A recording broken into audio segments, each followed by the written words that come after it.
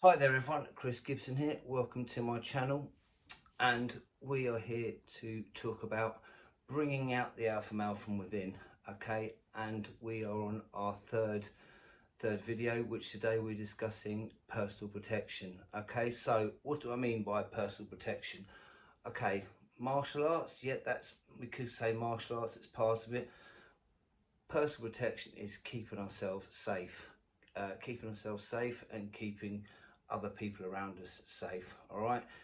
So the next question you may ask is, how does this blend into bringing out the alpha male from within? Why is this important? Well, I remember going back 8 or 9 years ago when I was involved with a hedge fund manager. Now, the hedge fund manager who I was working with, funnily enough, had just made an awful lot of money in the previous few years, in the millions, and he came to me and he said, I don't quite feel myself. I'm losing some confidence. Doing very well financially, but I want to look and feel better. What do you suggest?" So, having a personal training, martial arts, and coaching therapy background, I sort of did an integrated package with all three. And one thing I said is, let's get you feeling dangerous. And he went, "What do you mean, feeling dangerous?" And I said, "Well, you got everything. You're a man who has absolutely everything. You've got a house, car, beautiful wife, beautiful kids. You know what I mean? Everything you could possibly want. But you know, he was in pretty good shape. But are you confident with the ability to be able to defend yourself if you were in a bad situation?" And he went, "Not really." I said, "Well, maybe that's something missing. If we got you to a point where you actually felt, physically dangerous, not that you want to be dangerous towards another individual, but if you were put in that negative situation where you were in trouble, would you be confident how to deal with it?" And he went, "Well, no, not really." So I said, "Well, how does that make you feel about yourself?" And he went, "Not great." I said, "Okay, so if we change that, would that be something you're interested in?" And he went, "Yeah, it would." So we integrated some personal protection into the program, into the psychology and the fitness regime. A year later, he went from earning about 7 or 8 million a year to double figures, and 2 years later retired. And it made a massive difference to him, having that extra confidence within himself, of being out of the ability to be able to defend himself, really, and protect his people around him, made a massive difference. So regarding bringing out that alpha male again, if you start to lose confidence in yourself, and we're looking at all the different ways how we can get it back. Personal protection is massive. It's a massive factor. Other people use the term self-defense. The reason I don't use that, it will become apparent in going through some tips on personal protection, but I don't like the word self-defense because it means you are self-defending, all right, which means someone starts attacking you, okay, you then have to defend yourself. Now, that is something you need to look at, but actually, if you get two highly proficient people, and they're about to have a fight, I ask this question to people all the time: who do you think's likely to win? And they and ah about it. Now I'll give you the answer. The one who's likely to win is the one who strikes first. Okay, so there's there's a lesson there. There's a hint. All right. One of the most important things about keeping ourselves safe or looking after ourselves is being preemptive. Okay, so like with the previous subject matters we've looked at regarding the therapy and coaching, and regarding the fitness and weights and cardio, we're going to look at 3 tips that are going to help you be better, and help you have an angle on sort of moving forward with every one of those areas. Like I said, if you can afford to have coaching therapy, a personal trainer, and do personal protection training on a one-on-one level, or incorporating me or someone else to do an integrated package, fantastic. If you can't, we need to give you some tips where you can work on some things yourself. You know, like I said, I don't want to leave you in the lurch. I want to help you actually move forward. All right, so like I said, there's loads of different martial arts people can do and can't do. All right, some are better than others, but for this purposes, for getting any martial arts, the first tip that I want to give you is you're going to be preemptive. All right, so if someone is about to attack you, and you can sense that you're about to be attacked, you're about to be put in a bad situation, someone's gonna strike you or go to hurt you, okay, you are going to be preemptive. Okay, what that basically means is you will act first. So if someone pulls their fist back, they're about to punch you, you don't wait till they've hit you before you do something. You do something first, and you use a preemptive strike. Okay, so you know, this is quite a difficult thing to get your head around, actually, because you know, a lot of people when they were kids were taught by their parents, you know, only ever sort of like only ever strike someone or hit someone if you're hit first. All right, problem is, if that happens, especially out on the street, you know, if you're walking down the street, someone pulls you aside, starts getting aggressive with you, you know, there's a potential of them causing trouble with you. They want to mug you, they want to do horrible things to you. Okay, and you start getting that vibe. Okay, if you let them start attacking you, then they'll end up finishing off the chances are they probably will anyway. The minute you sense that danger and you're in a position that you feel you can't get out of, you need to be preemptive. Okay, so legally, how we set legally regarding this. Okay, so the laws of the land state, the laws of England state that we can use reasonable force, yeah, or be preemptive to keep ourselves safe, to keep someone else safe, or stop a crime being committed. All right, which basically means we don't have to wait till someone is attacking us. Okay, we can act first. All right, so you have no legal worries. Evidently, there's a lot more to it than that. Okay, but that is the first tip that I will give you that's really important. Be preemptive, act first. Yeah, don't wait till you're being attacked, because then you're on the back foot. All right, you do need to do some sort of training based on the fact that if you do get attacked first, and if you know what you can do, but the best possible way of giving yourself the best outcome you possibly can is be preemptive and act first. All right, so let's look at preemptive strikes. Okay, what's the best thing for you to do as an individual? Well, that's a very expansive question. The answer actually is that it really does depend on yourself and your own skill set and your preferences. Jeff Thompson, who, you know, he was very much the grandfather of the pavement arena and the preemptive strike and the fence, which is about keeping the distance away, keeping someone's distance away from you and engaging when to actually strike someone or not. His technique was a big right cross. Okay, so you know, when he was on the door, someone got aggressive with him, got rude. Okay, before they attacked him or he got the chance to do anything with him, he'd hit them with a big right cross and won over 300 fights from doing so. Okay, one technique. You know, it had a massive expansive background in martial arts, condensed it down to one technique and used that. Okay, me personally, I like a left hook. Okay, I'm left-sided. Okay, I'm very quick with my left hook. Okay, it comes up under the periphery vision, and yeah, I like a left hook. Okay, I practice 3 or 4 things. All right, so I'll practice a left hook. One is a front kick to the groin, and the other one is a right slap to the upper ear. So I practice about 3 or 4 things very regularly, on the bag or on bob 2 or 3 times a week, under repetition of preemption. Okay, and I go over and over and over that again as many times as I can, just to drill it into the subconscious. That's what we're looking to do. We're looking to put these techniques into the subconscious, so that if you're put in that situation, you don't even have to think about it. Someone gets aggressive, is about to do something to you, bang, the technique just happens without even really thinking about it. Doesn't have to, not something that has to come out within the conscious mind, because it's been so ingrained in the subconscious that it just, you use it when necessary. Okay, so that's really important. Number one tip: be preemptive. Like I said,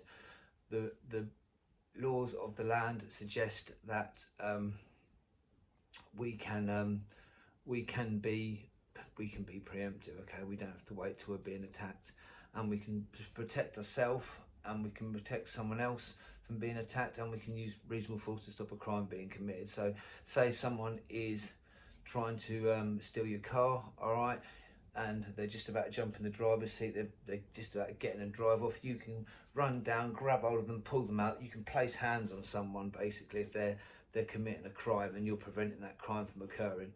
So it's an expansive law. There's a lot. If you want to speak to me about it in any more detail, I'll give you my contact details in the end, because there's a lot more to it. But they are, you know, they're the basics. Okay. So yeah, next thing is, it goes without saying, to be quite honest, but a lot of people forget it, and that's about awareness. All right, be aware of your surroundings. Okay, so if you're going out to a new place, okay, just do a bit of research on the area. You know, where the good areas to go, where the bad areas to go.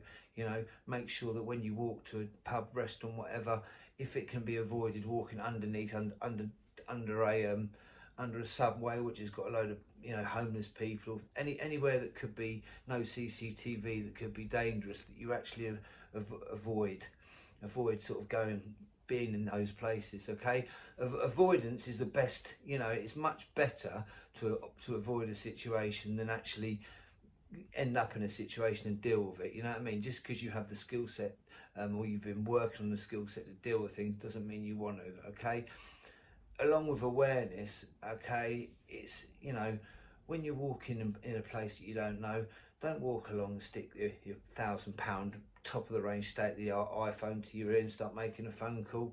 You know, because people start watching you. You know, people can watch you, follow you, if they start seeing that you've got that sort of value of technology on you.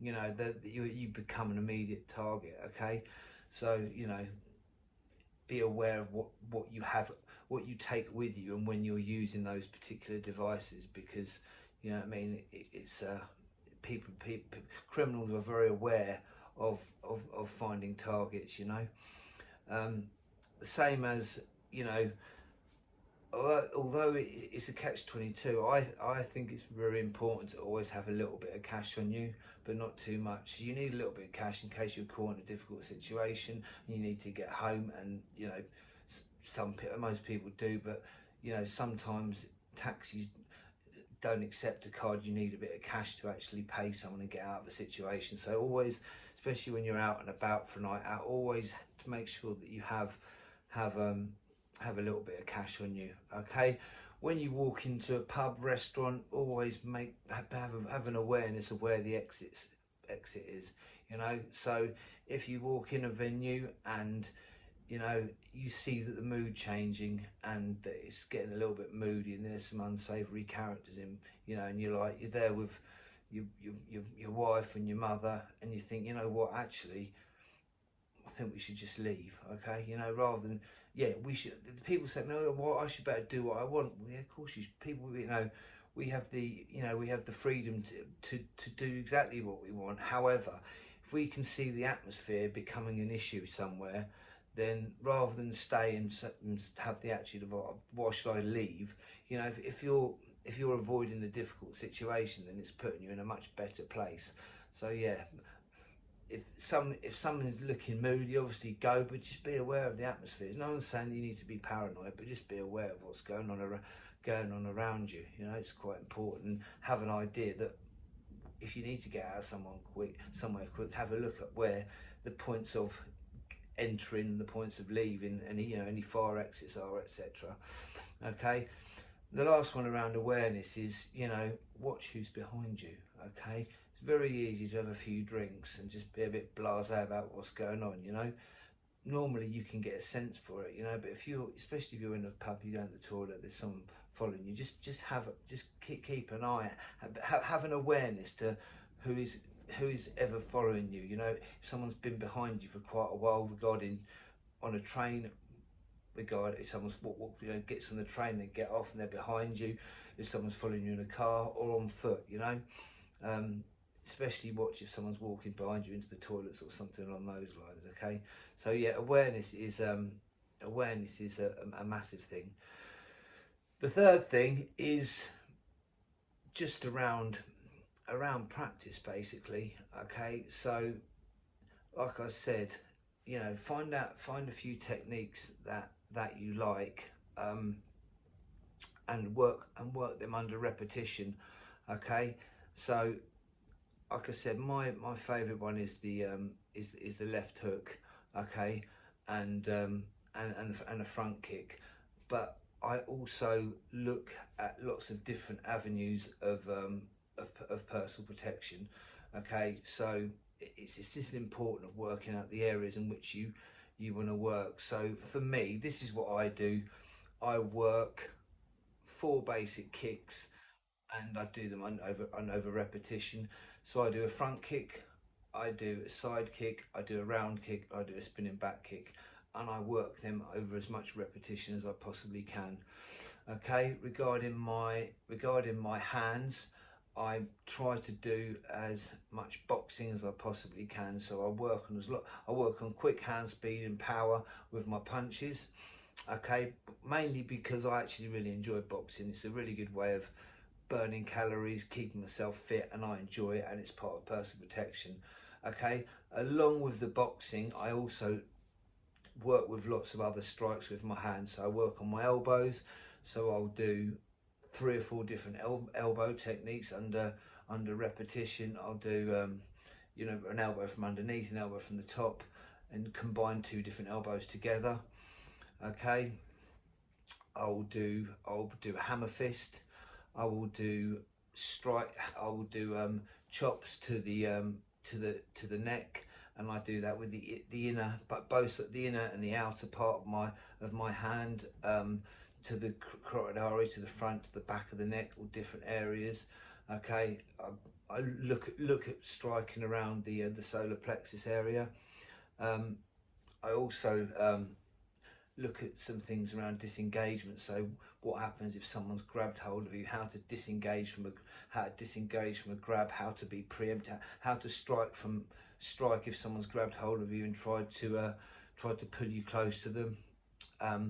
Also, I look at the issues around knife crime. So I work on around 3 or 4 different techniques on knife disengagement. So if someone pulled a knife on you, I work on fend. I work on having an equalizer, which is having some sort of weapon to deflect if you've got the knife. And then the last chance saloon, I work with on a couple of joint breaks. So rather than actually taking the knife off someone, I look at disabling the joint or the hand that the knife's in. So if someone's coming to me with a knife in that right hand, I'm looking to break the right shoulder so that they can't use that arm to stab them with the knife in the first place, rather than actually trying to grab the knife and take the knife off someone. So yeah, I try to structure it as much as possible. Okay, this is an endless conversation regarding personal protection. Another last thing I'll mention regarding that is distance. Okay, so distance regarding personal protection is massive, right? Be really aware of how close someone is to you. And when someone's within the range of whether they can do you damage or can harm you. Okay, you know, and be aware of when you can disengage and when you can't, because if someone gets too close, or when you're having a conversation, be very aware of someone from that distance while you're at that talking point can actually strike you or harm you. Okay, so if you're talking to someone who's friendly, who you know, then that's not an issue. But whenever you're in a situation where you're out and about and you think there could be an issue, okay, always be highly aware of distances, because it's a really important thing to look at regarding disengaging, keeping yourself safe. I hope that was interesting. Like I said, it's a very, very expensive subject, and there's just three very basic tips for you, to be honest with you. It's more about understanding the concept of why you might want to develop your personal protection skills linked into confidence and feeling good about yourself to recreate that, recreate the alpha, basically. So yeah, if you want to contact me, please email me on chrisjgibson78@gmail.com, or send me a WhatsApp message on 07831 423 424. Thank you very much for your time. Take care.